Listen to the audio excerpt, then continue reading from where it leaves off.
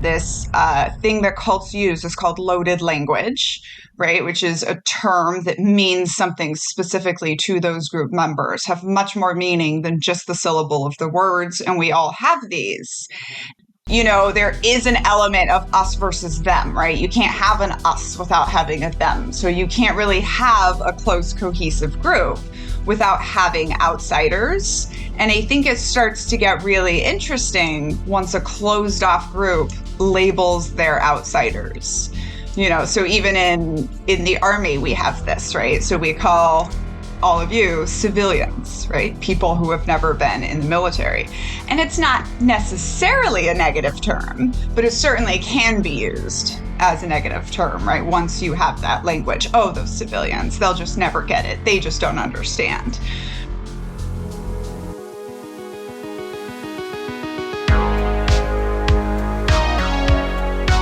Welcome to Wetwire. I'm Julian Paul Butt. And I'm Sean Ondas. Today we're joined by Daniella Mestyanek Young, the author of Uncultured. She was born a third-generation member of an influential family within the Family International, better known as the Children of God cult. She escaped at 15, put herself through school, and graduated as valedictorian. Daniella joined the Army, became captain, and she received the Presidential Volunteer Service Award. She was an intelligence officer in one of the Army's first female engagement teams. In 2 tours and 6 years, she saw patterns in the military that were just like her experiences in the Children of God. She has a master's degree from Harvard in organizational psychology. She's a scholar of cults, extreme groups, and extremely bad leadership. Did I get it about right? You sure did, especially the last part. Well, come on. I mean, I'm so thrilled that you're joining us to talk about, well, really all of it, but notably, your book is such a engaging read. You start off with a bang, and then it doesn't stop the whole way through. There's no easing into it. It's head first into the deep end. Yeah, tell me about it. When I was recording the audio, actually, I was pretty mad at myself for not giving them many breaks. We just keep going for the sort of the heavy moments. And one of the things that we did when we set out to write this book was there's this group behavior concept that human beings will do almost anything to fit into their voluntary groups. And I was like, okay, I can show you that in a cult, and then I can show you that in the military. And I think all the parallels are there, right? And as you noticed, it just kind of keeps coming. Absolutely. And it was pretty striking to me right out of the gate. You I think it was in the first or second chapter, you had this quote where you said that in the Children of God, they talk quite a bit about sheep and shepherds, but what they don't tell you is that eventually the sheep get eaten. Yes, because our prophet, he did that same thing that they all do, right? And it's to use this shepherd analogy, and I'm the shepherd looking after my sheep. So it's this claim to leadership, right? I'm not God, but I'm the shepherd. I'm the voice of God. You should still trust me. And so then I say very analytically or very sarcastically maybe that the thing they don't tell you about the shepherd analogy is that the shepherd always eats his sheep in the end. And, something else may be important there, fleeces, right? Yeah. Fleeces the sheep. But it's really with this whole thing we talk about always, right? The shepherd and how much he loves his sheep, but he loves them because they are there for him, to keep him alive and to, for him to sacrifice in the end. And to profit from. And funny enough, with fleecing being a synonymous term for, and again, here's another one, pulling the wool over someone's eyes. And then just taking them for all they're worth. Yep, exactly. And the important thing with cults, I think, when we talk about taking from you, is it's not always just money, right? We think of cults as they want your money, and they do. But this really important thing is that cults are about labor. because after they've taken everything else from you, right? I mean, Yeah. cults are about coercive control and power. But after they've taken everything from you, when you have no more money to give, when you've given up your spouse and your children and your family back home and sometimes your location, right? Everything else, you can still give your labor. And of course, by keeping you laboring all the time, you're now too busy and too tired and too poor and all of these other things to think And about it makes leaving. it even more difficult to do so. The whole focus, it seems like from your story and from other stories that I've come across, is that all of this attention has been focused on the goals of the group or of the person leading the group. And like you said, everything else has fallen by. You've distanced yourself from everything. And in your case, you were born into it. But for somebody who joins, like those connections just get severed, sometimes all at once, or sometimes, the rift just gets bigger and bigger over time with people. And you don't have, like you said, you don't have time or the resources to think about doing anything else. That's exactly, and one of the things that I think we are seeing right now in America. So the book I'm writing right now, by the way, is called The Culting of America. And one of the things I say is that everything we see in cults in these extreme versions, right? It's just an extreme version of group behavior. So we see these same problems, the way to control you. Cults will always say, you're free to leave anytime. And I say, of course, you're not free to leave, right? They're reminding you, number one, that it's a dichotomy. You can stay or you can go, but you can't critically complain. But also you're not free to leave because they know how to keep you. And when we break it down, it's, keep you isolated, keep you busy, keep you poor, keep you tired, keep you skinny, and keep you breeding. And we can think about all of those things and kind of apply them to, the system that is America right now that appears to be cracking, and how all of those things kind of are at play in our broader world and our broader group. If you don't love it, leave it. Yeah, exactly. And to me, this is what's so relevant about studying cults, is because what we see in a cult in an extreme version, we see everywhere. My experience is everyone thinks my childhood, my early life was so extreme, but I've seen every bit and piece of all of it in different groups throughout America. I don't know if I'm taking this in a different direction or jumping ahead too much, but one of the things that I saw in your book that really just resonated as something that I see all over the place is this othering of the outgroup. And specifically coming up with a name to call it, calling it the system and calling the people who live in it systemites. Seeing that over and over again, that, as a way to divide people and to create an enemy out of somebody. And that's something that I think probably figures a lot into creating that group cohesion. It seems like that over and over again, I know it did in your case, that it bound you together as having this special role and having this giant enemy that you were facing or being prepared to face. But we see that in to lesser degrees all over the place, and that sort of divisiveness. Yes, absolutely. And for any of your listeners, by the way, this chapter was published in Rolling Stone magazine. So you can go, just Google like Mestyanek Uncultured and you'll find it. And it's chapter 3 of my book, which is the one where we're having persecution drills in the middle of the night. And like all the children are lined up, and you specifically see how we are being programmed. And I think one of the powerful things in this scene is the Branch Davidian siege at Waco has just happened this same year. People are all over the world cracking down against these big groups. And so we, as children in the cult, they are using it to kind of indoctrinate us both ways. So they are using it as, we're not a cult, Waco's a cult, right? David Koresh thought he was Jesus. Clearly, he's wrong. David Berg is the prophet of God, so he's right. But it was also being used as, but see what Americans do to children or to people that they think are in a cult. And so, exactly what you were saying, Sean, this thing that cults use is called loaded language, right? Which is a term that means something specifically to those group members, have much more meaning than just the syllable of the words. And we all have these.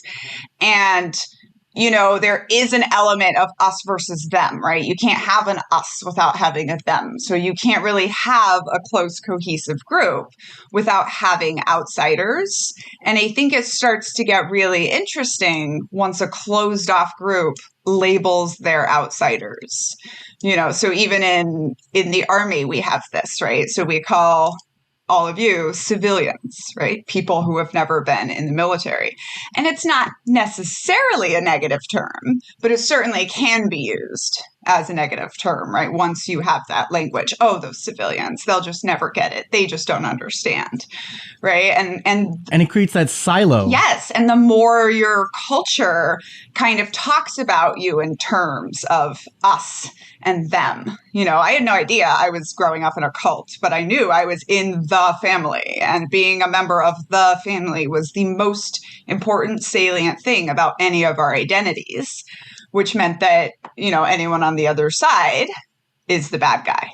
I saw this, for example, in the military as well. Like, women are othered so quickly when we come in, especially when we were serving at the time I went in, under the combat ban.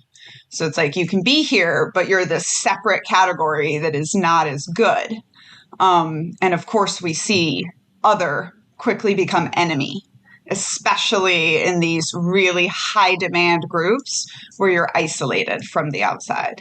That kind of segregation, I mean, almost not to be so flippant about the word, but almost aptly, really, makes it so that the very act of separating itself, to draw a slight analogy to the separate but equal doctrine in the United States, where, well, it's not equal in this separation, because really the very act of separating it in the first place creates these sorts of social divisions and this contrast, this juxtaposition between two different groups. Yes. And what you're hitting on is super important of what we're seeing right now, which is, and when you're in the us, you're better. Right. And so I think we see this a lot. We see this a lot of people go cult hopping, in the way, like, I wrote my book where, like, I didn't get a choice to join the cult, but I was raised and programmed that way. And my whole life, I was told that we were the 1%. We were God's army. We were better than everyone else. And so, part of it is me falling into this perfectionism when I leave. Well, if I'm told I'm nothing without Jesus, then I have to go prove that I am, in fact, someone. But I also think that cults really answer this need for superiority that a lot of us have. And so now, with everything I know and I've studied, I look back and I say, well, I joined the army for all the same reasons that my grandfather joined a cult in the 60s. And in my own life, right, I have to sit with that and think about, like, it's my need for superiority that led me kind of into these toxic relationships and toxic groups. But, this ties closely to why we are, living through the culting of America right now. Like, cults and charismatic leaders both pop up in times of social turmoil, in times when the world is really, really confusing. And when you can have someone go just like, hey, just take my supplements and you will be fine. You will have everything you need. It's easy, right? And so we see people going into these things for clarity. And this is one of the things I say in the end of Uncultured, and I'm really digging into my next project, is it feels good to be in a cult. It feels good to be extremely certain of the rightness of your way and your people and, like, your mission in life. And one of the really uncomfortable things we have to live with is you just don't get that outside of cults. Like, no one is going to give you the certainty that you are on the right path for your life, because human beings don't get that, right? We just have to live with the uncertainty. And that's really uncomfortable and really hard for people. It's like being on a raft and all of a sudden it starts splintering and disintegrating underneath you, and you're scrambling, to grab a hold of the driftwood, but you really just want that ground under your feet. And anything that feels like ground under your feet, you'll go to that immediately. And in economically difficult situations and politically difficult situations and the rest of the lot, it's so easy to go to whatever is the first piece of wood that you can hold on to as the ship is sinking. And in a way you need that, right? And one of the things you hit on, Jules, was like cults and other extreme and coercive groups, they almost always start in answer to a real problem, you know? So to kind of build on your analogy, right? The ship was sinking, literally. Tom Young is like, I got it. I'm building a raft. He builds a raft. He straps everything together. Of course, we're all going to follow him. But then at some point we make it to land and we're like, okay, now he's our king. You know, now he's our leader. Now he's like, because we needed someone in this time of emergency to get us through. But then we don't usually like move away from the charismatic leader once we're safe again. And we don't need that. We stay in that isolation. We stay committed to that person without questioning. And that's when things, you know, really start to break really down. Still living in the emergency situation, almost like when martial law is imposed, typically it doesn't go away in a couple of weeks.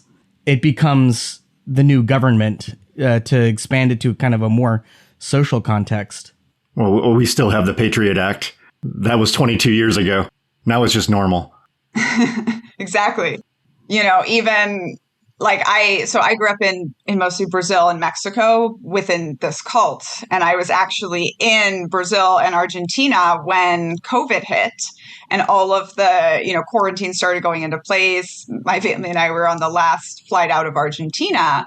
But, you know, South American countries other than Brazil did fairly good with a response to COVID, because exactly what you're talking about. You know, when the military marches down the streets of Buenos Aires and says, stay in your house, Argentinians aren't out there going, but my freedom, they're staying in their house.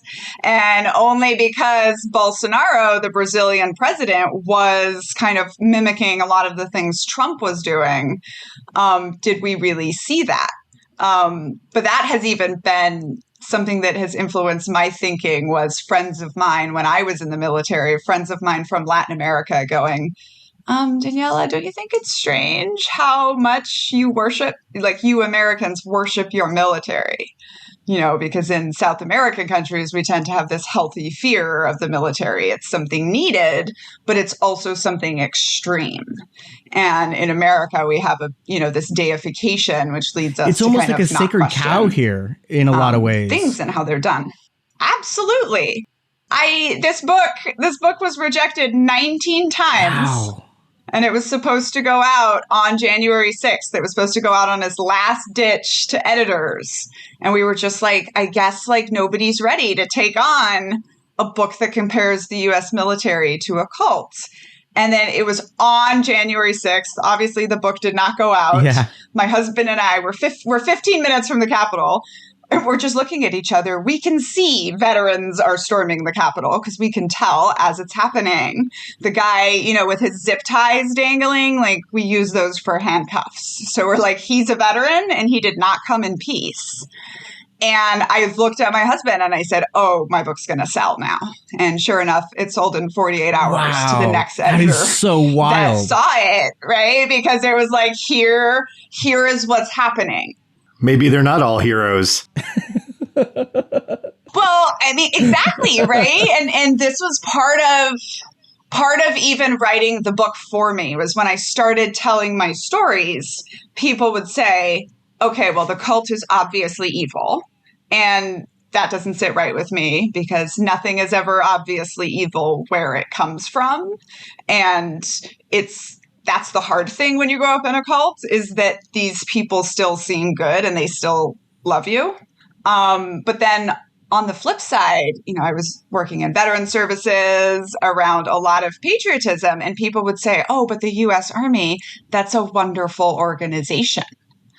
And again, that did not sit right with me, because the U.S. Army is 1.3 million humans trained to kill other human beings.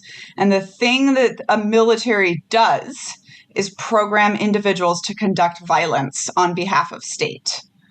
And so, looking at these things, right? Even you talked about, Jules, the isolation earlier, and being isolated with people, it's called like situated people. It's such an extreme thing on group behavior that there's a whole term for it called total institutions, which is when you and like situated people live and work separate from the rest of the world with some kind of formal overlay.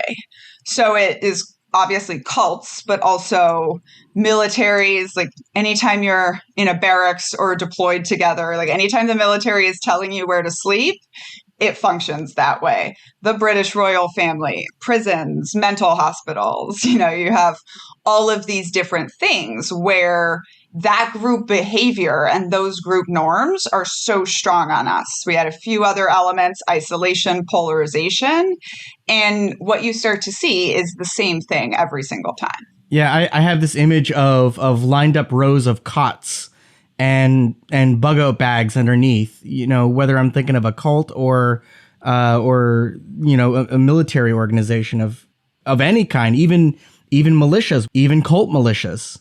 The commonality to me is really that dehumanization, that dissolving of the individual into the structure of the group, so that everything is all about self-sacrifice so that you don't exist, only the group exists. And, there's a phrase I heard once somewhere that the nail that sticks out gets hammered down. Yes, exactly. And which is sort of pretty much what happens to me in my career in the military. And it's in both groups, right? So I have kind of these perfect parallels between I don't fit in the cult, and then in the military, I try to fit in, but I'm still ultimately the person that is not very good at just doing the group thing. And that, I think by definition, in any kind of total institution, that is your job. Your job is to put the group first. And so, it's interesting because anytime I compare the military to a cult, people get very defensive. Of course, we all support this cult with our tax dollars. Yeah. And people will say, but we have to have it, right? Like we have to have a military. And I say, okay, like I'm not saying get rid of the military. I'm not even saying it's a cult, though, therefore it's completely evil. What I'm saying is, when I was looking at my 10-part definition of cult and thinking about the army, as I always do. And when I had this realization, as soon as a unit goes away together, they are going in for a cultic experience, I immediately understand so much more about things like soldier suicide, about things like rape culture, about things like transition issues that soldiers have when they're getting out, not even just getting out of the military to return to society, but we go away for a year, not just to war, but to live in a cult and conduct war from inside that cult. And then one day we just go home. And it's just go back to your families. Yeah, just mixed in with the general population. People. Yeah, and the first 3 months when a unit gets back from deployment, you have incredible amounts of domestic violence and divorces and all of these different things. And so to me, I said this to 12 NATO countries recently. I said, every cult scholar has been forced to give the military a pass. And I have the experience to say, I don't think we should. And I think we should talk about it. When I say, so the whole prologue is me showing you these parallels between basic training and I was born a soldier and all the stuff you were talking about, the COTS, the programming, the this and that. And my realization is, I just joined another cult. Yeah. And I say that wasn't necessarily a bad thing. That was me realizing, like many kids from high control religions, great, I'm going to do great in the military. I know exactly how all this works. Yes, there's stuff, that I like to say, cults do some things right. But anytime we say, as people say all the time, the military is a good cult. Like, okay, first of all, like our ultimate job is bringing death. So maybe it's not just that good. Yeah. But second of all, one of the parts of cults, for example, is exploitation of labor. That's step number 8, which I would argue anytime you deploy soldiers for a year where they're 24 hours on shift, you are exploiting their labor. But specifically, when you ask them to ramp up for these missions, my husband and I talk about we should have levels of cult con. Like we have DEF CON, okay, you guys, we're going to need you to ramp up to CultCon 7 today for this mission because we need that. We need you to sacrifice. We need you to really go overboard.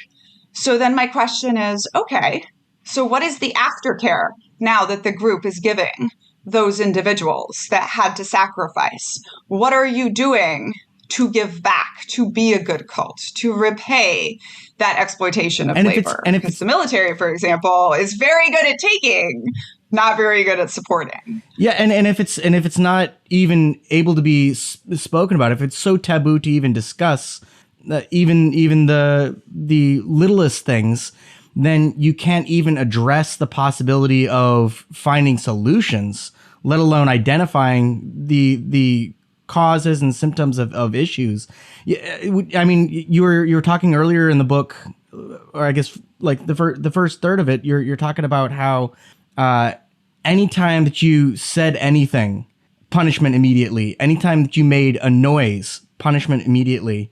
One that really stood out to me was when you were talking about the game of telephone and how you made the very, very clear, connection of, well, if it's been 500 years of people passing these ideas in the Bible on to each other, and we just had one game of telephone here as children, and something that is a verse that we all knew by heart gets so distorted so immediately in just one quick game of telephone.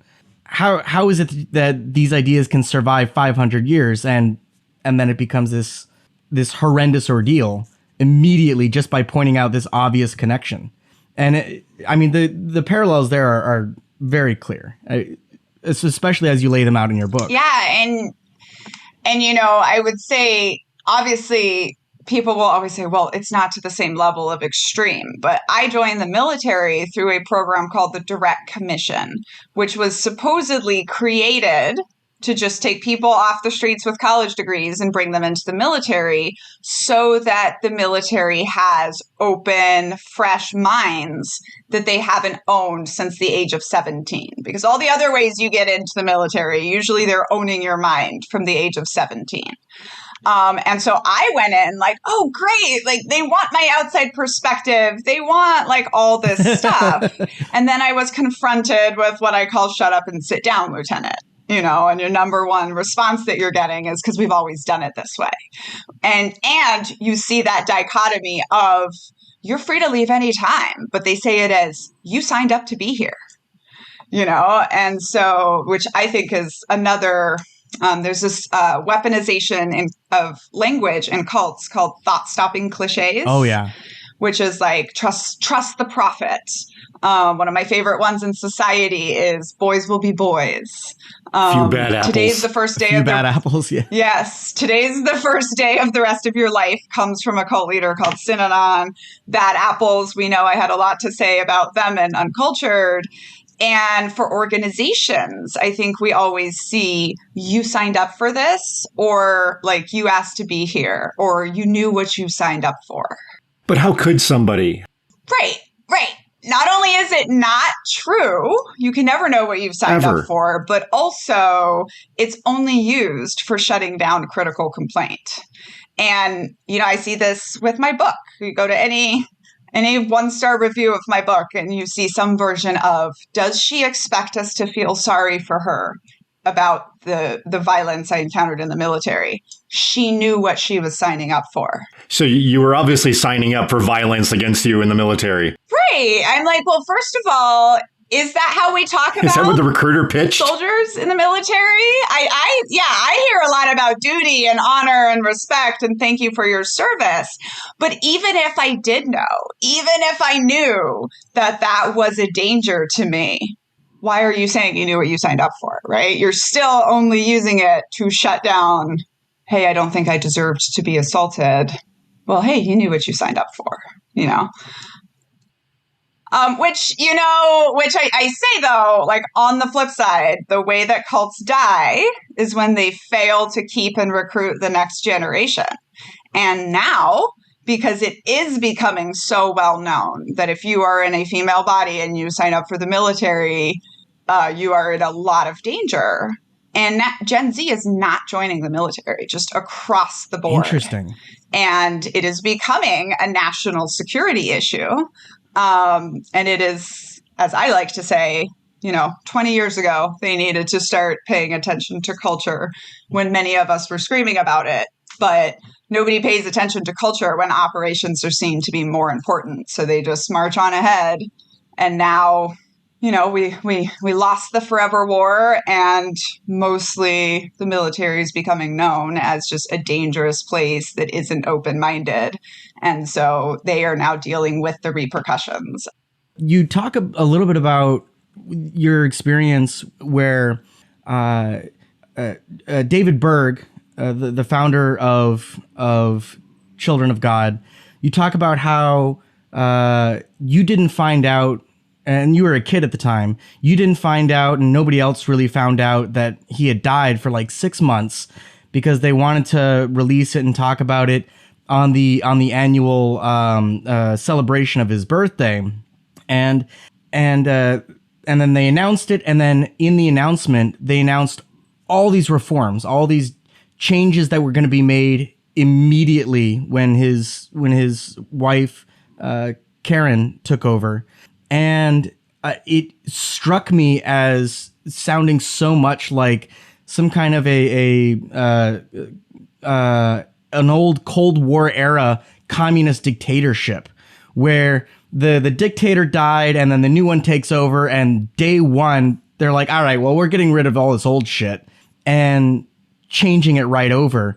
But it almost seems like that same kind of lag in being able to change anything unless somebody dies, where as soon as somebody dies, they make a big leap. But institutionally, it's so locked down, whether we're talking about the cult or in this context, these cultures in the military, where you can't change anything because if you speak up, you basically got to wait until somebody dies for anything to change, because it's so suppressed. And that was exactly what I was going to say when you were saying that, was we actually have a saying in the Army that changes get made when somebody dies.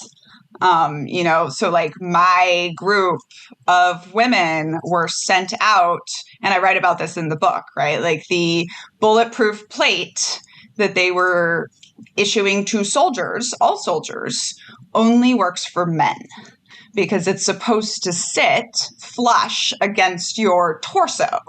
So it's this interesting thing of like, if you ask the wrong question, you get the wrong answer. So if you ask the question, does this stop bullets? Sure. That seems to be gender neutral. However, the impact can make a concussion and it can kill you anyways. And so something a man would never think about, but very obvious, as soon as you put this in the hands of a woman soldier and tell her how it's supposed to fit, it's very obvious that because we have breasts, we have a blocking system. So, and I think this was one of the fastest time the military turned it around, because we were going out, I believe two women were killed, and 2 years later we had a vest that worked better for women. But yes, when what you see between these groups is actually, it's usually this interesting mix of like charismatic authority. Like you were saying, the person in leadership can do almost anything they want and make almost any changes they want. But for the rest of the group, for the larger organization to get changes made, there has to be these big, serious kinds of things. And funny story, I'm telling in my next book, our prophet actually told his wife to just not tell anyone that he died and just keep leading the cult as him forever. Wow. Wow. And she chose to do it anyways, because she felt sure that she was going to be able to keep her, absolute iron grip on control. And I know this story because my mom was a secretary in the room at the time. And so she ends up telling everyone, and she ends up, like you said, like making all these changes. And in my opinion, she did the wrong thing. It was the beginning of the end, because she gave a charter of rights. She took a society of 10,000 people that for 30 years had given up every concept of having rights whatsoever. And then she gave them rights. And once you do that, people are going to start asking for more rights. People are going to start questioning other things. And so it was, even in this document, she gave us the right to question, but it had to be done in a way that didn't sow division in the group. So they were still trying to maintain their control. But I think once you give your people the right to question the leader, you no longer have dictatorship. You no longer have coercive authority, because your people have the right to question, right? Going back to what we were talking about. Oh, yeah. I mean, it sounds exactly like Gorbachev in the 90s. I mean, all of a sudden, these various satellite states of the USSR are starting to get more leniency from the Central Command and a little bit more rights and things like that. And the USSR dissolves in these compromises, in part because it didn't necessarily have to be held together with the iron fist, but because it was held together and formed with the iron fist, as soon as you start introducing compromises to that, the whole thing falls apart. Yeah. Yeah.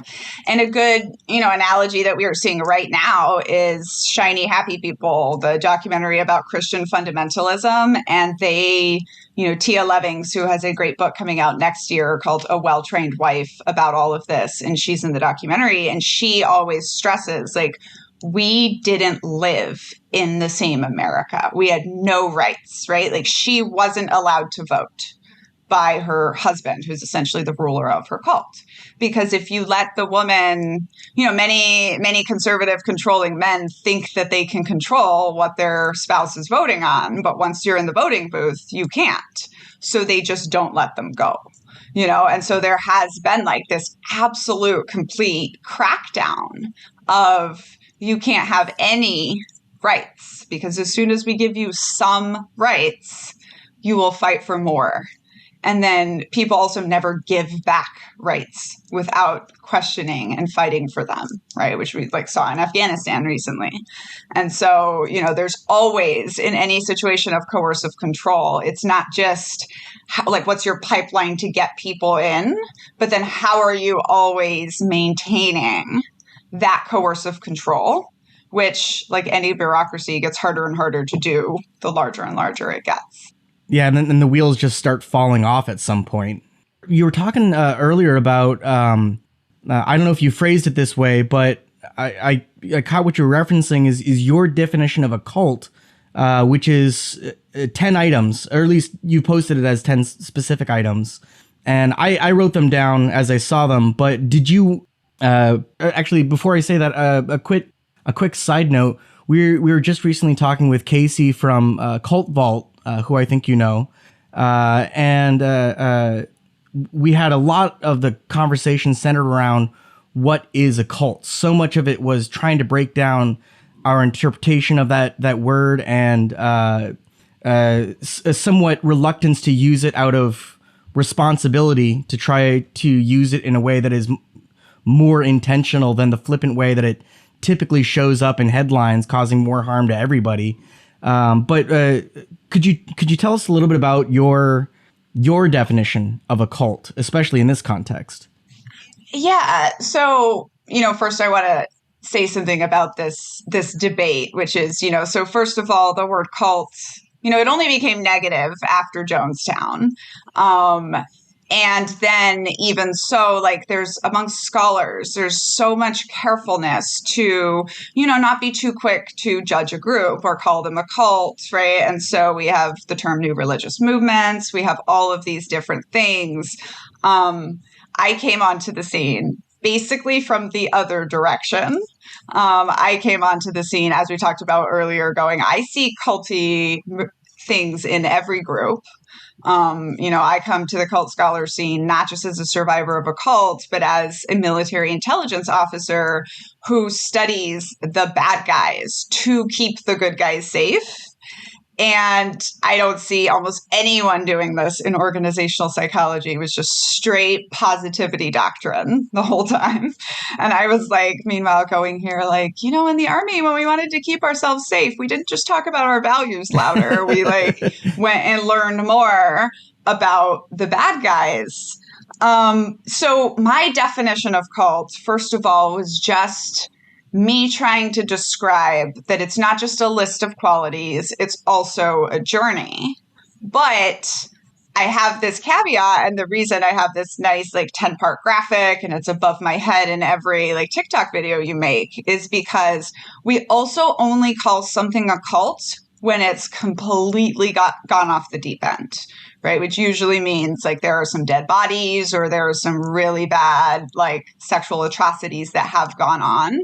And again, like a good intelligence officer, I think you can just move earlier in the narrative and identify, even if your group doesn't have all 10 of these things. Okay, we're not going to call you a cult because we do want to be serious and intentional about that word. But these 5 places that you do tick, that's probably where you start looking for the toxic behavior. So that's my kind of thing. And sometimes, anytime you do give a good full definition of cult, someone will say, well, that's any group. And I always say, yes, exactly. You got it. So my 10 parts are, okay, so first you have the charismatic leader. And this one is so interesting because it has always been considered the number one thing you need for a cult is a leader. Enter AI, enter technology, enter QAnon. And we are now starting to maybe amend that. But so you have a defined charismatic leader. And charisma doesn't mean I like you. Charisma means your authority is based on some qualities about you, right? So every guru is a charismatic leader. And so then 2 is the sacred assumption. And this one is, so in Children of God, our sacred assumption was that this random white dude was the prophet of God. And then in Nexium, the modern day sex cult, it was that this other random white dude was the smartest man on earth. People just accepted this. And as long as you are under this sacred assumption, I believe you can justify anything. So after the sacred assumption, you have a transcendent mission. Huge, big mission that's never going to be achieved. In the Children of God, it was win the world for Jesus. In We Work, it was elevate humanity's consciousness. And in the U.S. Army, it's protect American interests overseas and abroad. And there's no real defining, there's no real end. It's easy to agree that these are really good things, but very not specific. And then you have the self-sacrifice of the members. Could we pause for just 1 second about that transcendent mission for the U.S. military? I think that's interesting because that mission is expressed very differently, I think, for service members than it is for the public. Because as the public at large, that mission is actually quite a bit more transcendent because the way that it's expressed. You don't generally hear politicians talking about the purpose of the military is to protect American interests abroad. You usually say that they're fighting for your freedom. Right. That's usually the message that gets heard. And so for people who are, on this out group, the civilians, that are expected to continuously buy into the role of the military in society, specifically elevating every service member to the status of some sort of a hero because they are fighting for all of our freedoms.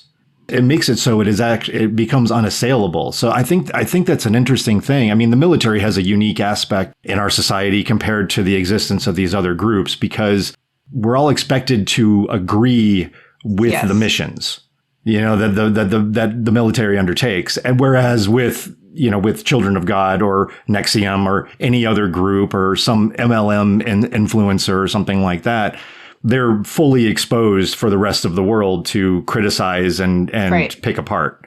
But the military is a different one, because the stakes are different, and so we're all in a sense, indoctrinated into this sort of ultimate beneficence of this group. Yeah. And we definitely saw, we saw this toxic patriotism ramp up right after 9/11, right? And so it relates directly to this. There's a great book called Looking for the Good War about World War II. And this, I think, is one of the things when we talk about rape culture in the US military, why we can't solve it. Because we have named them the greatest generation. We talk about that war as being so 100% on the right side. And we're not willing to talk about the fact that Allied troops raped an estimated 15 million women across Europe. Not just Americans, but all the allies. But those are the men that then went back to all the home countries and created our modern day militaries, right? And so it's like, because we're not willing to question, because we're not willing to get into it, we can't see what's going on. And then we see, again, right after 9/11, you see this ramp up in the patriotism. And I used to, 24-year-old me, just like walking around Afghanistan, I would just be ranting about the fact that we capitalized the word soldiers. And I was like, you guys, this is a direct allusion to Messiah. This is deification of soldiers. We do not capitalize any other profession in the English language other than Savior or Messiah. Right. And so it's one of those things where it's like, well, we do it to respect. But again, every soldier is not a hero, And I think it's really one of those things that is hard for women, veterans. And one of the reasons that women really don't like often to be identified as veterans is because we know that, all of those men being heroized and lionized, those were our predators. And so that, it's another conversation we're not willing to have. We all hear the numbers that 1 in 3 women in uniform are getting assaulted, but we're not willing to turn that around and talk about who it is. Right. How many out of every 10 men is a perpetrator of those assaults? And probably even more than that from all those that are not even reported. And anecdotally, right, most of us do not know another woman who was not assaulted while she was in uniform. So we definitely believe those numbers to be higher. I mean, the numbers for men is 1 in 6, and they estimate that is super severely underreported as well. But, we're not willing to talk about it. We're not willing to have these conversations. And so, of course, we can't critically, get to the bottom of it. And as long as that's what I was going to say. So up until last year, there's a law called the Ferris Doctrine, F-E-R-E-S, that says you cannot sue for anything incidental to military service. And this is always considered necessary, right? Or every parent would try to sue if their child was killed or injured, etc. So only last year did somebody take a sexual assault case all the way. And this was one where specifically the admiral, so general officer level, who had assaulted someone and said to her, "You can't touch me," because of the Ferris Doctrine. And so took it all the way to court. We had a male judge, I love that for us, say the words, "Rape should not be considered incidental to military service." And it took until 2022 for that to happen. Right. And this is very powerful when we talk about the terminology, right? Rape has long been referred to as the spoils of war. We talk to women, you knew what you were signing up for. And when women do report, or when anyone reports, we say, are you sure you want to impact that good soldier's career? We really see what we have going on here with this culture that does not allow us to address it. I hear almost qualified immunity in that, with police officers, how they have qualified immunity, which makes it nearly impossible to have a successful prosecution of misconduct because it's part of a legal doctrine in that institution. And I think there's something else that's interesting, and you see in the book, the demonization of medical care both in the cult and in the military. And when we go back to, your job in a total institution, your job as a soldier in the army is to never be an individual. We literally say, you will be successful if you are in the right place, in the right time, in the right uniform, and never volunteer for anything. Never stand out, just fit in. But medical care, by definition, physical or mental, is you raising your hand and saying, my needs are more important than the group. And so I think this is another reason why both medical care in general gets demonized in the military, but why reporting a sexual crime has this, like if I said oh, my car got stolen this week on post, my commander would help me, no problem.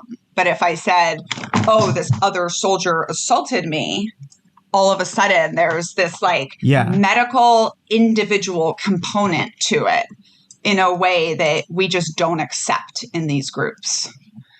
And again, all of this stuff is because we don't talk about it. And that was one of the strongest parallels that I found was every little girl that I know growing up in Children of God was also being sexually assaulted, but we never talked about it. And that is very, very similar to the U.S. military. You tell this story where you fell down. You're doing one of your parents' days activities where you were out and on a picnic. And you fell and you severely injured your hand or your arm or both. I don't remember. And it was bad, really bad.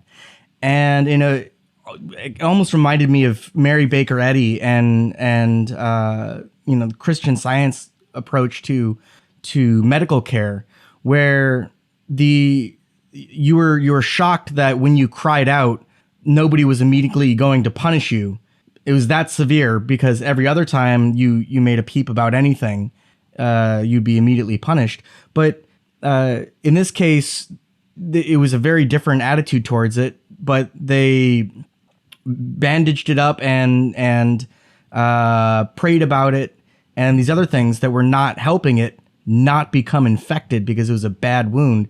And by the time you finally got to the hospital, it had already become so severe that there were arguments amongst the hospital staff and your caretakers.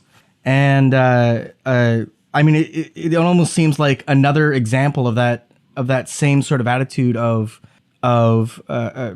healthcare in these siloed groups where you can't stand out. You're not allowed to actually have pain or have a problem. And if you do, in the case of the cult, if you do, it's because you're not praying hard enough and you're disrespecting God by speaking out and saying this is painful. And then in the same sense, you're speaking out against the military, and it's the same thing. Yeah, and so in the book, I end up at Walter Reed, which is where a lot of injured soldiers get sent to. And there was a private who was there with me who was, complaining about hip pain. And he's just told, they're deployed, take Motrin, drink water, go back out on patrol. Until on a patrol, his hip breaks in half because he has bone cancer. And this soldier, unfortunately, did not survive, right? But it's not taken seriously until it is very, very serious. Even my own health situation that I had, it was going on for 6 months until I opened my eyes and could not see. That's when it's taken, seriously. So, yeah. And, this will bring us back to our list, which we only got to 3 parts of. Right. I was just going to do that. I was going to bring us back to self-sacrifice. So, right. So the mission, and this is because the mission is so big and so important and so good, the members are required to self-sacrifice in service of that mission. And the easiest way for me to demonstrate this is the military. Anytime you make any complaint about the military, it's, well, it has to be that way because we got to fight wars, So the self-sacrifice. We see a lot of nonprofits get really culty and really toxic, and a lot of religions, of course. But this idea that you always have to be constantly self-sacrificing is a big part. And then this is where I say, now you're getting to step 5 on your journey. Now they're going to start isolating you or limiting access to the outside world. Or in the case of the military, deploying you to where you literally cannot access the outside world. Distinguishable vernacular. You have your own language. That's we were talking about, the loaded language, right? The terms that mean something to you and to your group, but not to anyone else. And really specifically starting to develop outsider and shunning language here is an important part. And then, because this is part of building up your us versus them mentality, which is of course, now you're starting to get into the really coercive thinking. And because you are now isolated, the us versus them happens really, really quickly. And then step 8 is exploiting members' labor. I think we can definitely think of this in cults, like the Children of God is called a sex cult, but it was a major child trafficking organization for selling childhood entertainment videos, tapes, and CDs all around the world. That is ultimately what it was. And the children were the slave labor. So we can think of cults, but I will also say, the Department of Defense would fold today if it had to pay overtime, as would most companies in America. I think we all know that when you get put on a salary, your 40-hour work week goes out the window. And this is one of those points that I say, how can we protect ourselves? Cults are always about labor. Coercive control is always about getting your labor ultimately. So ask yourself with every group, right? Where is your labor going? And what are you getting in return for your labor on this earth? And so... That's a big distinction on this earth. Yes. Yeah. Because that's what's one of the ultimate, right? You self-sacrifice because in the next lifetime you'll get it, you'll get it paid back. That's the promise. And then 9 has high exit costs. This one, I think, the term exit cost really confuses people. And again, if you ever ask if any group is a cult or is culty or toxic, they will say, nah, they're free to leave anytime. And I always say, it's not just money that you have to pay. It's loss of community. It's loss of self. It's loss of, my grandfather has been in the Children of God for 50 years, right? He can't leave. That'll just be like saying my whole life, just erasing my whole life. And yeah, you've got the sunk cost fallacy on top of everything where you feel like you've committed so much, you don't want it to be for nothing. Exactly. And that keeps people in. And this is, the term cognitive dissonance actually comes from a psychologist in the 50s who embedded with a doomsday cult, hypothesizing that everyone would not pack up and go home. And there was nothing to support it at the time because we were like, no, humans are rational. Of course they'll go home. And what he found was the people that were tangentially committed went home. But people who had given up everything to be there did not go home. A good example of this right now, I think, is Rudy Giuliani, right? Like, there's no going back for him. There's no going back to being a respected American figure. Yeah. So now he just has to go down with the ship. He'll never be America's mayor again. Right. Yeah. So exit costs. And this is something where anytime you see people say you're free to leave anytime, you can usually find the exit costs right there, right? Whether that's golden handcuffs in a job, whether this is, what I talk about when we say I can understand a whole lot about soldier suicide when we look at it through the lens of a cult. Because when you are deployed or in training, or maybe you're even back home, but the cult has already taken everything from you, so all you have is the cult or is the group, then your exit costs are so high. If you're on a deployment and you're in a bad group situation, your choice is end your career or end your life, right? Those are the only ways you're getting to go home. And so those can be extremely high exit costs. And psychologists actually estimate that leaving our high control groups is like the closest we can get to experiencing death. That's one thing that one of many things that struck me about your story. You're aware of it so early on, where it's such a high control environment that you were born into, but you started to clue into it so early, even though your information is so limited and your environment is in such a way that you have no access to a world outside of what is being told to you. And yet pretty quickly you start to figure out that this is not how any of this is supposed to look, despite the circumstances. And then you find yourself leaving at such an early age, and then putting yourself through school, going to the United States, putting yourself through college. I mean, every one of these things seems like a monumental Herculean feat in and of itself. And you had the jump on it all the way at 15 and even starting to figure out way before. It really was such an impressive story to read. And also one where I'm wondering how other people in similar circumstances also get out. I mean, what do we what do you think we see in these kinds of high control groups in terms of other stories where people escape? Because it seems almost like the stories are so unique to each one that it's hard to pin what does the eject button look like. Yeah, and it's also good to point out that the people that we hear cult stories from are usually the people like me. They're the crayon that didn't fit in the box. They're the kid that was constantly in trouble. I think there's a couple reasons for that, right? I can tell a more miserable story because I did have a more miserable experience. Also, as you mentioned, I got out young enough. I say sometimes like losing everything at 15 was the best thing that ever happened to me because I got to be so intentional about, my life and what I believe. But also there's just been enough time. I have 20 years since I left the cult. And so 36, I sound real impressive, but it's been this really long journey.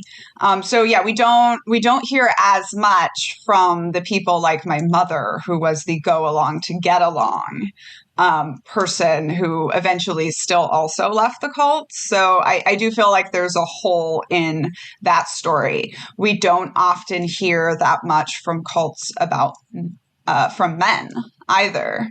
And I think that's because a lot of cults are both patriarchal as well as whatever else they are.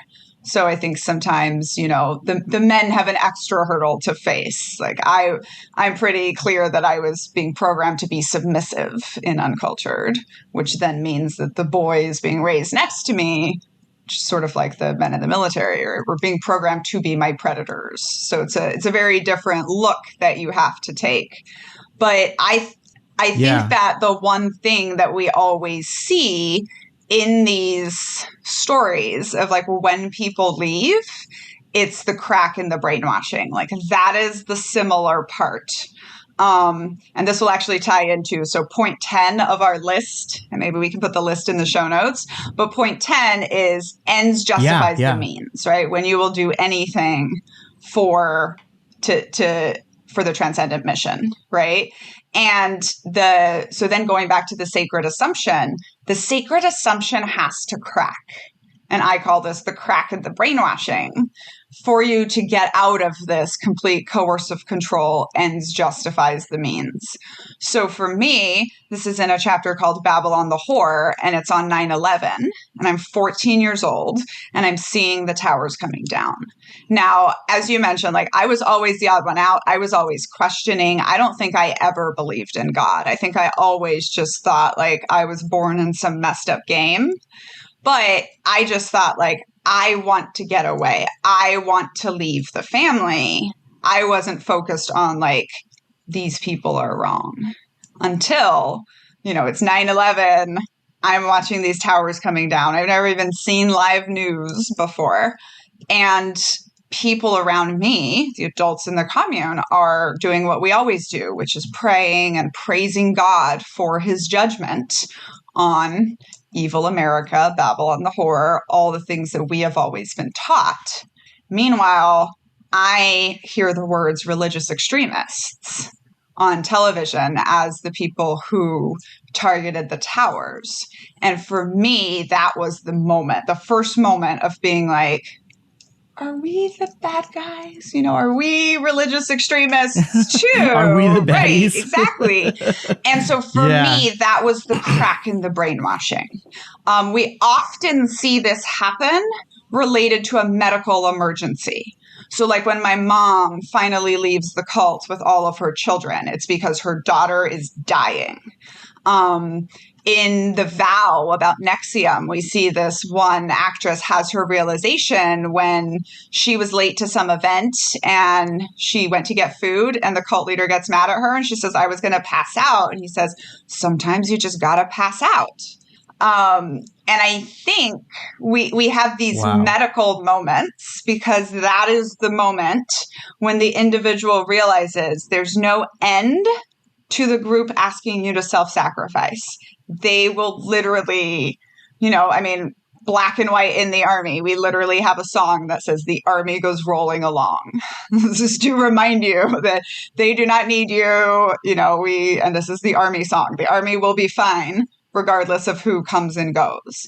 And when at some point you have that moment and then all of it starts falling down, right? Like, why am I self-sacrificing that much? Is this mission really worth it? Why are we so isolated? And you start to question all of those things. So it's the give a mouse a cookie of giving and giving and giving. And they're taking and taking and taking. And then the other thing I think I would say that you see out of every account of every survivor of anything like a cult or coercive group is it's always exactly the same. So I always tell people, if you are dealing with this, read five different cult memoirs. Or if when you write a book that's this traumatic, you get warned because people say, oh, be careful. People are going to tell you, I loved your book and it's going to feel horrible. But I say, people that love cult books, they're usually trying to figure out how to explain or understand or contextualize an experience that they had with coercive control. And, so I had this experience when I was reading all these cult memoirs, but they were all Christian. So I was like, Christianity's the problem. And then I read a girl who was born and raised in Scientology. And I was like, oh, that sounds exactly like my life. And now I'm reading one by Guinevere Turner, who helped write American Psycho, who grew up in an apocalypse cult, but not religious. And it sounds exactly like growing up in Children of God. And so when you start to read enough of them, you'll start to see these patterns. And it's just basically that mind control really is prescriptive. And establishing prescriptive control happens in a very specific way. And there's a reason that the U.S. Army hired 4 psychologists that studied abusive relationships to create basic training, to teach them how to break you down and build you back up. So that's the other thing that I think is really, really important for people to read these stories. Because I think, for example, Uncultured, it's an extreme version of so many things. But I'm sure both of you have experienced similar things to what I've been in, just in different sorts of groups, So it can be like the extreme story can really help us to understand our less extreme story, but still in the shallow end of the coercive control pool. We've had chats with ex-evangelicals and other folks, and that is certainly a commonality where over and over there's this phrase or this idea that repeats, which is, I thought I was the only one. I didn't think anybody else understood what I was going through. And then I found a group of other people who got out, who escaped, who were having the same experience. And it's really that the commonality is much more prevalent than the uniqueness of it. It's just that the details overlaying it are a little bit different. That's exactly. And this is what I try to do on TikTok, right? And so it's funny because about 5 years ago when I was trying to figure out what my thing was, and I had somebody ask me, they were like, wait, so your business model is teaching people how to not be in cults? The funny part is that person worked for WeWork. But now, I have like 60,000 people that follow me on TikTok and just watch me knit and talk to them, and my basic TikTok video is like, here's this extreme thing that cults do, right? Chanting. We can think of cults and chanting. And we usually just stop there. But if we pair this together with research that shows us that chanting in groups makes us highly susceptible to suggestion, we think about how military cadences make us chant about violent things. And then we think like all the other places in society where we might find chanting, right? In church, in schools. And so you start to notice these things. So I think of it as a little bit like weaponizing people's interest in cults or like the very extreme story. But exactly what you were saying, like every ex-evangelical can relate to my story. I found ex-Mormons relate to my story so much. There's all of these different versions. I've recently been talking to someone who grew up in communist China and the USSR, about how their experiences echo what I went through growing up in Children of God, And so, I think those patterns and like finding the words that other people have to say. And for me, it's the turning point in Uncultured where I am just so lonely. I think I'm so different and I'm never going to fit in. So I'm inevitably going to take my life. It's just a question of when. And finally, an army friend says to me, Daniella, get the F over yourself. You're not as different as you think you are. And that was that point where I started realizing like, oh, maybe you did not grow up in the world's most notorious sex cult, but you've had some other experience that emotionally lets us relate to this on a similar level. And now one of the things I like to do is turn that phrase around and just be like, cults are not as different as you think they are. The DNA of groups is very, very similar. And so your wonderful group is just a skip and a hop away from being something like the Children of God or Theranos or WeWork or LuLaRoe. Oh, yeah. Shifting gears a little bit, one thing that you brought up is the idea of the combat Barbie, as it's called in colloquially, and how there's this sort of this caricature really of women in the military and the expectations where, at least in your experiences of it and in the way that you were portraying it, it almost seems like I got the impression like you were there almost as a filling a quota for the corporate image of and we're just going to put a woman here. And it almost becomes that same sort of dehumanizing feature where instead of being dehumanized for being different, now your differentness is incorporated into the same homogeneity, the same structure of, well, we're gonna use this person as our nice PR to move it along, but there's still not going to be a person. They're still not going to be acknowledged. So in my book now, The Culting of America, I have developed this theory, and it's called the skinny white woman. And as Allison Mack was just released from jail a few days ago, I have been thinking about this ever since NXIVM, which was like, why are there always in these American cults, there's this skinny white woman, right? The Ghislaine Maxwell, the Karen Zerbis of my cult. And I realized eventually, basically, this is the whitewashing function. We have this stereotype because of white supremacy that white women bring this purity and civilization, but basically it's the distraction. And then I, of course, apply this to, well, what's this in regular organizations? And I had that realization, Jules, that I was like, oh no, that was me in the Army, right? Like that was exactly as I think that I'm breaking the glass ceilings and I'm proving that women can do this thing that they don't think anyone can. I can't tell you how many times I heard the phrase, well, women can't do X. I mean, Captain Mestyanek can, but she's not really a woman, right? So it's that, but it's also the, now my unit can just pat themselves on the back and be like, we don't have a problem with toxic masculinity and whatever, because here's Captain Mestyanek, so successful.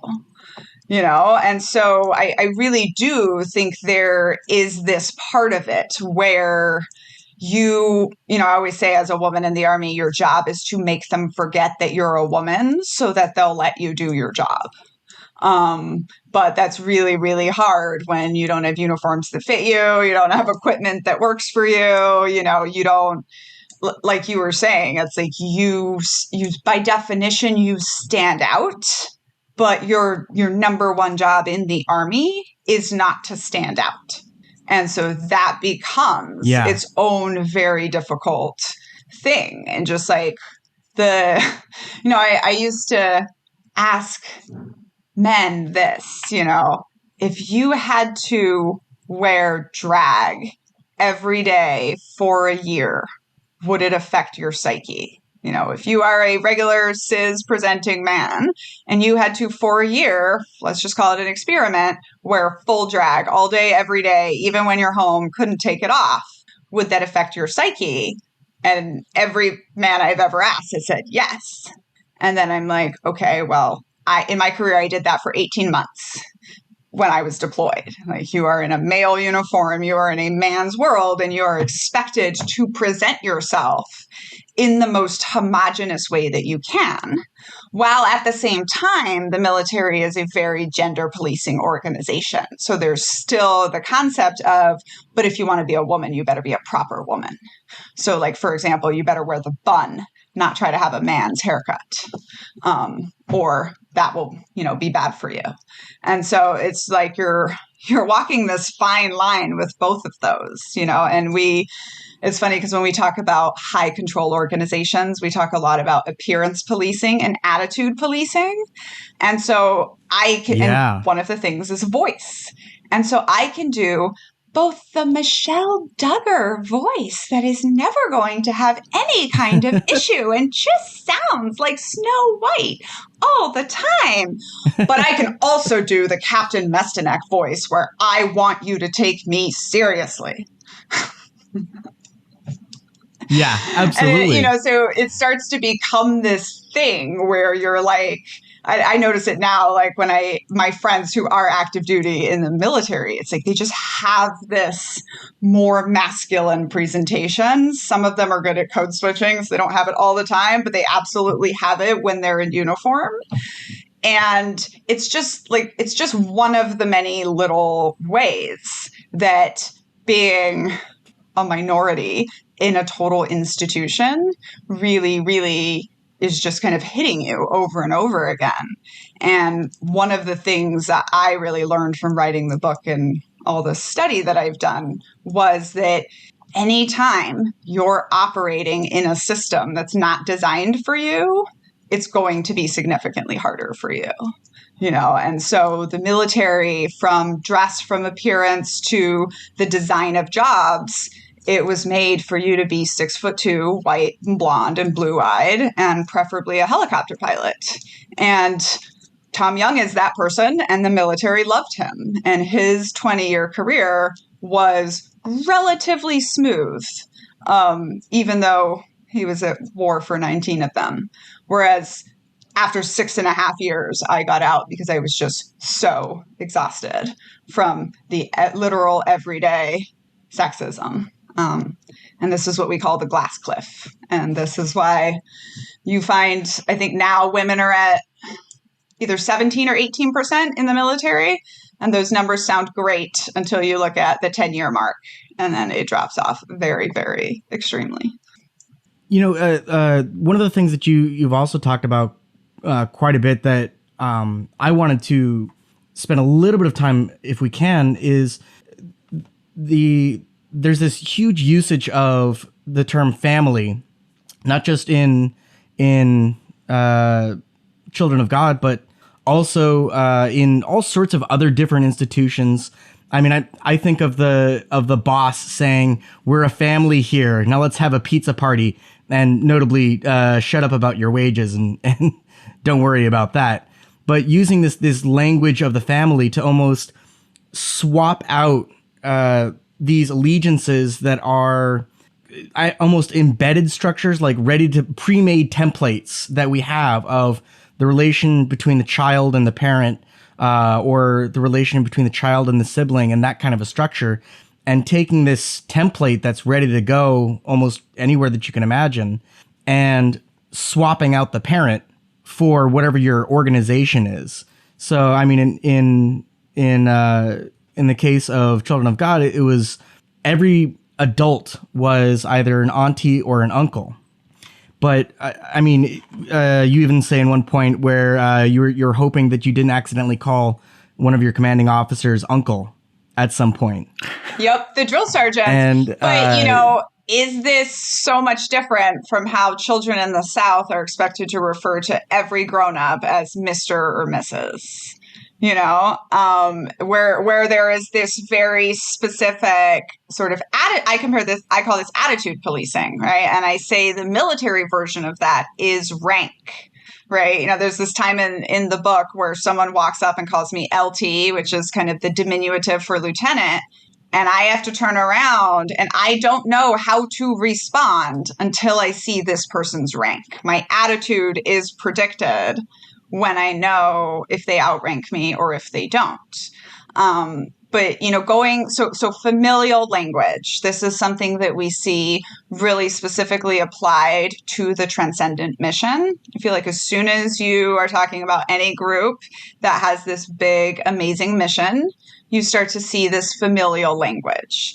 And of course, like for any of us that have grown up in like Judeo-Christian tradition, just like you said, we have this sort of patriarchal head of the family culture going back for thousands and thousands of years. I mean, the priest is called father. Yes. I just say colloquially, like anything that calls itself your family wants to overwork you, underpay you, and expect you to put up with more bullshit than you would otherwise. Think about like when your young daughter is trying to coerce you into doing something, and oh, come on, daddy, please.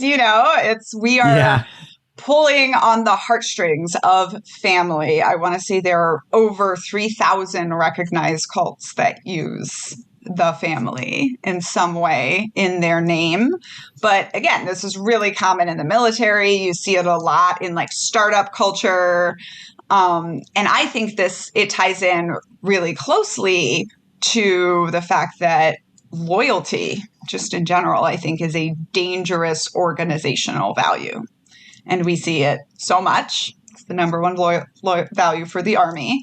And I think Trump was a good example of how that was weaponized. But, loyalty, if you think about it to another person, generally implies if I am loyal to you, I'm going to help you no matter what, which means I am likely to compromise my own morals to help you, right? In the case of like a ride or die, right? You need help, I will help you, and I will ask questions later. As soon as you start talking about loyalty to an organization, in my opinion, it's dangerous because now you're basically saying you want your individual members to compromise their value for, their personal morals and values for the sake of the organization. And that's where I really think that when we start bringing in familial language and values and all of this stuff, it gets dangerous because, the children of God, the children of God weaponized the value of love. I say all the time, like any concept, once it is missionized, it can be used to radicalize you. So there's no good or bad to values. And as soon as we start using this familial language and talking about values, our language connotates positivity, right? If we're calling our company a family, that's a positive thing. And now we're asking you to criticize your family, which is something you have been trained not to do, most likely, since birth. When we tend to have a different standard that we apply to people that we like or feel a connection to. We don't even need to like them. We just need to feel a connection to them. And we need to feel like they're inside this group cohesion. We tend to have a lot more leniency when it comes to the criticisms that we might apply to the behavior of somebody close to us versus somebody we don't know. It's easy to learn about the actions of some individual out in the world that I don't have any connection to. And then I can disagree with those things. But if somebody, a close friend or somebody I'm connected to in some significant way was to do exactly the same thing, I might not make a comment at all. Right. I might let that go. And like what you were saying about loyalty, it sounded, like it's the same sort of game board as the exploitation of labor as well, because the expectation is that you yourself manifest all this loyalty towards these certain individuals, but what comes back to you? Yeah. Well, and usually we do free labor for our families, right? And so we're used to that concept exactly. as well. Because of family and because of all these things, they seem so intricately intertwined. Yeah. And did you know it's actually illegal for corporations to accept volunteer labor? And this is exactly why. Because it can become coercive so quickly. And I think, there's this power dynamic too, right? So if it's an individual giving labor to another individual, we're usually kind of keeping a count of that. And if we don't get it back, we'll usually be like, ugh, and walk away. But with an organization, it's just so much easier, I think, for them to distract you. And this is why you have the mission. And this is why you have other people also self-sacrificing around you. And you just don't hardly ever stop and think, what am I getting back? And then there's that personal investment in the time in the relationship of, whether it's at a company or an organization, or especially with nonprofits, where you feel like so much more willing to forego what otherwise would be on an case-by-case basis, totally unreasonable, but you're willing to say, well, never mind, because it's more important to preserve this relationship. But it's the same dynamic that you see with abusers in a one-to-one kind of a case, where people, give an inch each time simply because they're trying to preserve the relationship and hold it together, when you've ultimately lost so much more than has been benefited. Yeah. Yeah. And, I think to talk about good organizations and good groups, should not have a problem when members say, hey, I'm bringing this value, I expect to be getting more from it, right? If you're trying to create a good organization that doesn't exploit people, hopefully you're seeing that. And if your organization cannot exist without exploiting people, which is an argument that's made all the time, we can't afford to pay people minimum wage. Well, then you can't afford to stay in business, right? Many cannot.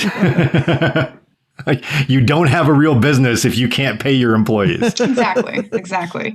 One of the things I just think is so simple is just if you pay your employees well and you take good care of them, a lot of the other things that companies spend so much time, all of the other culture things trying to create, those are taken care of. If employees feel heard and understood and appreciated, which is pay as well as everything else, they will do extra.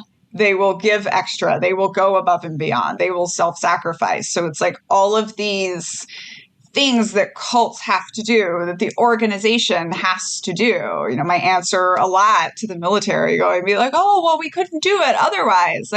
Take care of your people and they won't leave, right? You don't have to coerce people to stay in organizations. You can choose. It's hard in capitalism because I think capitalism is also kind of a cult, but you can choose to have a good organization that doesn't exploit people. I don't think that's impossible. Hey, how do we get people to like us and have a good time? Well, you could pay them well and treat them decently. No. Not doing any of that. How do we do it with like pizza parties or something? See, and this was even such a funny discussion in the veteran world. It's like women don't self-identify as veterans. We can never get women to come to events. And I'm at this event once and they're like, hey, you're a woman. Like, how do we get more women veterans to come? And I look around this event and it's like, dude with a beard and a t-shirt, dude with a beard and a t-shirt, dude with a beard and a t-shirt, bucket of beer. And I just looked at the organizer and I was like, host events that women like. You know, like if you don't need to do like all of this work to get women to come to your events. You need to understand that women veterans are tired of being the only woman in the room. If we think we are, we won't come.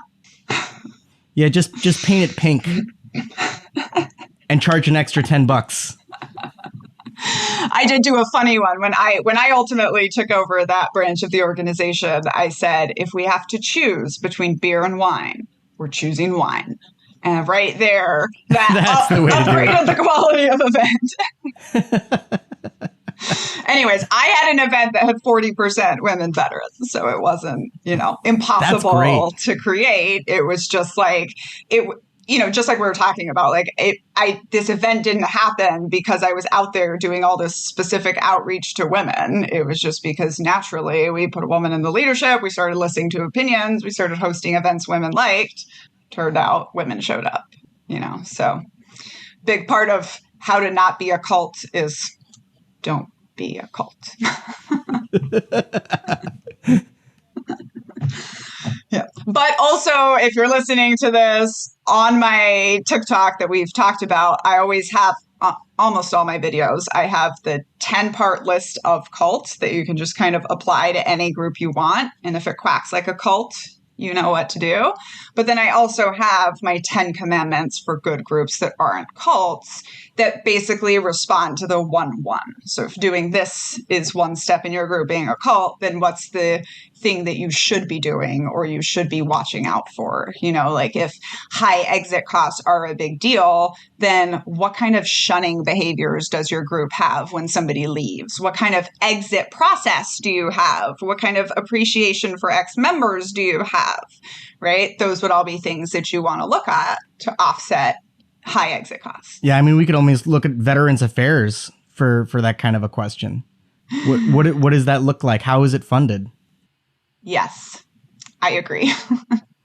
And actually, I would say one of the arguments that gets made about why the Army doesn't count as a cult is because veterans get taken care of afterwards, and that doesn't happen with cults. But my argument is, well, it does when people sue the cults, like has happened in Scientology, for example. And what veterans get from the military basically is result of, as it were, a lawsuit, right? But it's saying, like, these are the ways I was broken. Now take care of this for me. Yeah, and that wasn't something that was freely given to veterans. Right. That wasn't part of the mission of the organization, as we will take care of, all these things, in perpetuity. And all you have to remember is like the bonus soldiers and to see how recent that history is. And I mean, we just fought for the air quality index, and like knowing that most of us will probably have very serious lung issues. Most of us that were ever in Afghanistan or Iraq, but even this is interesting and ties back to earlier. So like the military really, really, really wants you to go through your veteran assessment process while you are still in the military or as soon as you get out, even though these benefits are available to you whenever. I ended up, for a number of reasons, not going through till about 3 years after I got out. I was pregnant and all these things. And the doctor literally said to me, he said, this is an excellent time to be going through or going back through, because he said it takes about 3 years just for veterans to unbrainwash that concept of you're fine, drink Motrin, take water, carry on. always squashing down mental health, because you can't do that in the military, but also hanging out with outsiders, civilians, other people, and just realizing like the difference of how, my husband and I both have serious structural back fractures and other different things that seriously affect our skeletons that make us so much tireder or older than like other civilians our age. And so really it was like even this perspective of how we think about our own health is affected by the group. And so one of the messages I always have for veterans is, if it's been 3 years since you've gone through your disability and you think you deserve more, go back through, because you have a whole different perspective now about how your body works and how it's supposed to work than you did when you were leaving the military. And that's why they want you to go through right away. If you could tell us a little bit about your upcoming book, I'm super excited. You mentioned a little bit about it, but if you can talk a bit about it, I'm so looking forward to it, and I'm off the heels of having just read your first one. So it'll be a while because traditional publishing works at the speed of traditional publishing, but I am writing a book now called The Culting of America. And it is really, the name came from me just watching what is going on and saying, part of how Uncultured was sold was me saying I knew he was going to win in 2016 because of his extremism, not in spite of it. Right. And here's what we're talking about. And so my theory, which we talked about earlier, is there is no binary question. Is it a cult? Is it not a cult? Like, even still gets debated about Children of God, right? It's the same as thinking this group can either be toxic or not toxic, or that a leader is good or bad. All of these things we do. And it's more on a spectrum. Yes. So I am introducing the cultiness spectrum, which is these 10 parts that I just read you. But then I'm also going, okay, but now look, we're going to go into each one of these and we're going to see where like capital C cults use them. We're going to see where socially accepted cults like the US Army might use it. And then we're going to like point it out in other groups around you. So, for example, I just got done writing this chapter, The Charismatic Leader and His Skinny White Woman. And we're looking at profiles of like known cult leaders, Jim Jones, Keith Raniere, David Berg of Children of God. But I'm also looking at Adam Newman of WeWork, Elizabeth Holmes of Theranos, who they meet the exact same cult leader patterns. It's the same profile. Yes. So like the difference of like going from charismatic leader to cult leader, like that, I'm calling it the road to deification, like that process is exactly the same. And when we, I don't think your studio is a cult, but if I walk in and there's photos of you everywhere, Jules, I'm a little concerned. Or if you tell me that the whole company celebrates Sean's birthday, like it's probably a cult. I actually have pictures of Jules in my house and he has pictures of me. But it's just all these little things, right? Like these little tips. And this is where, I go back to like the question of is it a cult or is it not a cult doesn't matter. I grew up in a cult, but all of these ex-evangelicals still trying to figure out what happened to them also grew up under almost the same patterns of coercive control. And so, even at the end of the book, hopefully we're going to have a survey that's how culty is your organization. And I say, you don't want to be above probably a 50 or 60, but you also probably don't want to be below like a 20. Because some of these things are just basics of group dynamics and norms and teamwork and all of those things, So even though very serious scholar, we're going to be talking about very, very serious cults, I'm almost trying to like take the commune walls down and let people see this behavior that we think of as extreme. You can probably walk into work tomorrow and find 3 things in your company, And those things aren't necessarily automatically poisonous, but that's where I'm going to look first. It's something that has been a nonstop fascination for me since we started this show, drawing the comparison and the connection between these things that we, much like thought stopping cliches, is kind of the same thing when we use the word cult or some of these other words that identify that group as outside. We don't have to worry about that. We're not like that. I'd never join a cult. And we're even more susceptible to these mechanisms when we believe that we're too smart to ever be fooled by anybody. That's the person who gets fooled. Just the simple difference for me of when I started my channel, I talked about cults a lot. And now I always say cults, coercive groups, or high control religions. Because as soon as you say cult, the person you're talking to becomes a voyeur, right? Because they're not in a cult. Nobody's ever in a cult. But when you say high control religion, they can be like, oh, okay, I could see that, and just, cult is such a slur. There's so many negative connotations that it almost shuts down the conversation. And, no company likes to be compared to a cult. But this is why, when I come in and give my great leadership talk, by the way, it's called What We Can Learn About Leadership from Cults. And my special offer is, which is a hell of a headline, by the way. Yeah. And I personalize it because you're going to get about 5 to 10 minutes of stand up about like why you're in a cult right now, like why your company is a cult.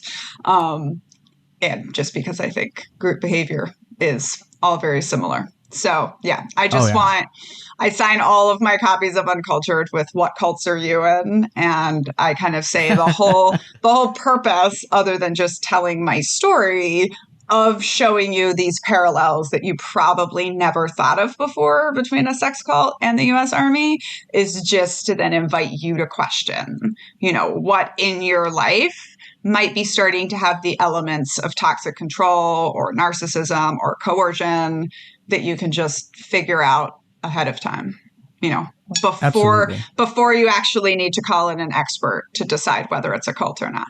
Yeah, before you have to call in the professionals. Exactly. Well, Daniella, I don't want to take up too much of your time. We've already had such an amazing. I mean, we traveled the world of ideas here. Are there some other things that you wanted to say that we didn't quite get to in this conversation?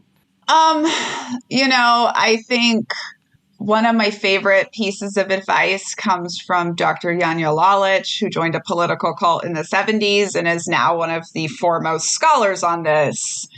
And she says, religion is necessary for humans. Do what you need to do to kind of for your own spirituality or to get clarity in your own life. But there are no gurus. And I like to combine that with my own thing of any idea can be used to radicalize you. For example, I'm from the sex cult Children of God. So I believe that sex trafficking of children is terrible and I want it all to end. But I also saw some of my own friends get walked into QAnon through Pizzagate, which was, let's go get people that are sex trafficking the children. And so I use this idea because it's so extreme, but like any idea can be used to radicalize you. And anytime you think you're 100% right or safe, that's the angle that the enemy can get in from. Right. So and of course, save the children is almost always a cover up cry for hate groups. But, any idea, it can be anything. It can, Children of God weaponized love, right? So my final advice is there are no gurus. And the only way to protect yourself from extremism as we live through the culting of America is to get comfortable living in the gray. And it's just to accept that you don't ever get to know whether you are 100% on the right side of history. Because any certainty that you might feel like you have about that, that's what makes you That's the air vent in the Death Star. Yep. Yeah. And other than that, come find me on TikTok. I'm there every weekday having conversations. The next book will take a while to be written, but I am actively learning from people as we're having these conversations and tying things and examples that I'm learning into the book. So hopefully we're creating this really interactive product that people really want to read. And you can watch me knit all kinds of crazy, fantastic things. What are your profile handles for those different platforms? So on TikTok, it's Daniella Mestyanek Young. That's my biggest one. I'm also Daniella M. Young on Instagram, where I post almost all the same videos. So people can find me on either of those sites. And of course, Uncultured. Uncultured is available anywhere you buy books. The New York Times specifically said the audio doesn't suck. And they said it was powerful and propulsive. But I recorded that myself with all my childhood acting training from the cult. So I'm very proud of that one. Actually, it's really good. So I got the Audible version and I also got the Kindle version so I can kind of follow the bouncing ball. You absolutely read so well, and it's every one of these versions is worth it. Yeah, and you get the language of all the different groups. You get to hear the cult language and the army language, and the Brazilian Portuguese, Mexican Spanish. Oh yeah, and how to pronounce First Lieutenant Daniella Mestyanek. So yeah, you see a little bit of all these different worlds, but just come find me online. I love hearing from listeners from these different podcasts. Basically, the conversation is always still going and I'm learning from everyone. So thank you so much, Sean and Jules, for having me on your platform today and for having such a interesting conversation. Oh, it's our pleasure. Oh, it's very much our pleasure. Yeah. Thank you so much for coming on and giving us a couple of hours of your time. Yeah. And I should just definitely say, too, I spent 2 years in the publishing process being told that no way, no how would men read my book because men don't read books by women and memoirs are typically a woman's genre. And so I'm very, very, very gratified to do shows like this where two who appear to be very manly men have read the book and are, having good conversations about it. The manliest men. Well, again, yeah, thank you so very much. And I am on the edge of my seat waiting for your next book to come out. Thank you. All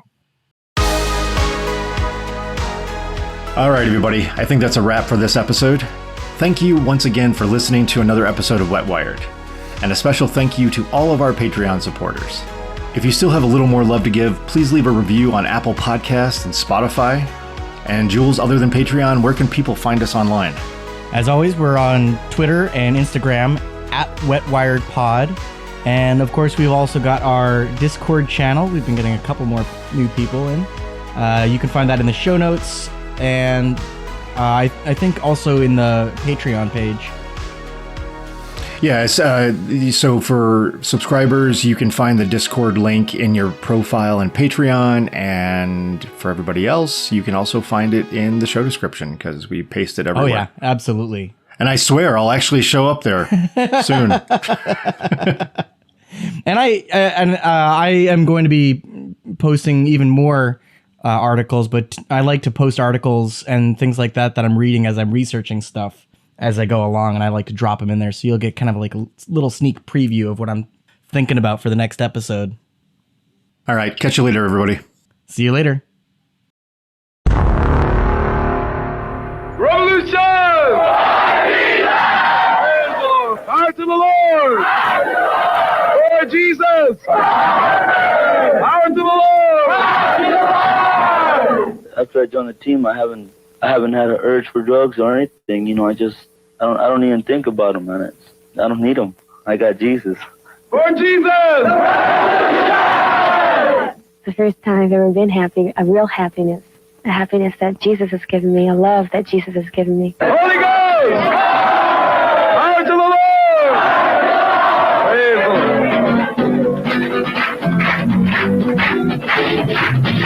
Behold, blessed be the Lord.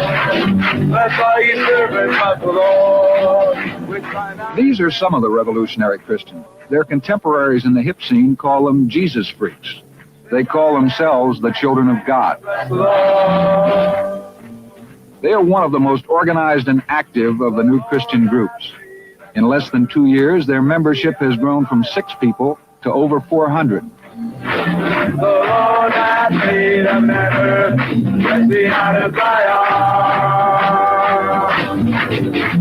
Lift up your hands in the sanctuary and bless the Lord. Their headquarters and boot camp for new converts is this formerly abandoned Bible camp near Thurber, Texas. In a way, they are the latest incarnation of that ancient Christian phenomena, wandering, passionate bearers of the Word, preaching the kingdom of God among the discontented of the earth.